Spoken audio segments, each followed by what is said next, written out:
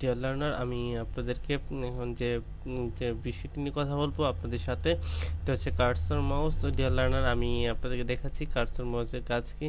দেখুন এখানে যে কার্সরটি আছে, এটি দেখুন একটি স্টাইল আকারে এখানে কিন্তু ধারণ করছে। তো আমি যদি অন্য পেজে চলে যাই, এখানে কিন্তু আবার ডিফল্ট অবস্থায় চলে আসছে।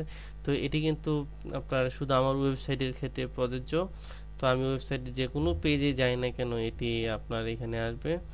তো ডিয়ার আমি হোম পেজ আবার যাচ্ছি। তো আমি যদি অন্য কোনো পেজে যাই, দেন সে কিন্তু আপনার আগের অবস্থায় চলে আসবে। দেখুন আমার ডেমো প্রজেক্ট হচ্ছে এটি, আর আমরা যে মূলত যে প্রজেক্টটিতে কাজ করছি এটি হচ্ছে এটি।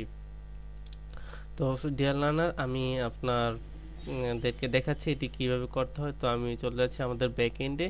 ব্যাকএন্ড থেকে আমরা যখন লগ ইন করে ঢুকবো, ইউজার আপনার অ্যাডমিন পাসওয়ার্ড দিয়ে, দেন আমরা ইনস্টল আর আনইনস্টল চোজ ফাইল থেকে আমরা এখান থেকে চলে যাব আমাদের যে আপনার এই যে কার্সরটি প্রয়োজন, যে কার্সর এটিও একটি মডিউল। তো এটি আমরা এখানে দিয়েছি কার্সর মডিউল। এটি আপনারা এখানে আপলোড ফাইল অ্যান্ড ইনস্টল করবেন। তো ডিয়ার লার্নার এখানে হয়ে গেছে। দেন আপনার এটি একটি মডিউল হয়ে গেছে। তারপর আমি আপনাদেরকে দেখাচ্ছি মডিউল মাউস। এখানে আপনার কার্সর কার্সর তো কার্সর এখানে আমি আপনার এখানে ডিজেবল অবস্থা আছে, এটি আমি আপনাদেরকে এনাবল করে দিব।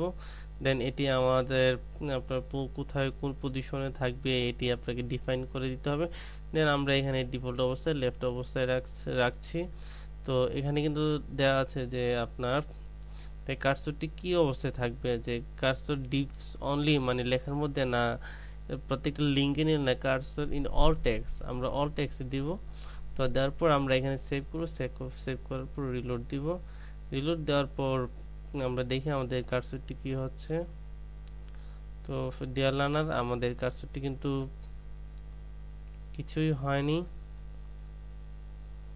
তো এটি আপনার আমাদেরকে দেখতে হবে এখন কি করতে হবে। এটিকে কার্সর অনলি ডিপস, এটিকে এইখানে দিব আমরা অল পেজ। তো ডিয়ার লার্নার, এটিকে আমরা লেফট আছে আমরা রাইট করে দিলাম, সেভ। আমরা আবার রিলোড দিচ্ছি। ডিয়ার লার্নার দেখুন এটি কিন্তু হয়ে গেছে আমাদের সেম এই আগের প্রজেক্টের মতো।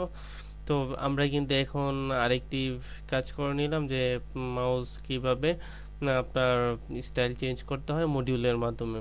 তো ধন্যবাদ সবাইকে। আমরা তারপর লেসনে আরও কয়েকটি অপশন দেখব, যেমন পোস্ট রিসিউমে কীভাবে করতে হয়, কম্পোনেন্টস, কমেন্ট।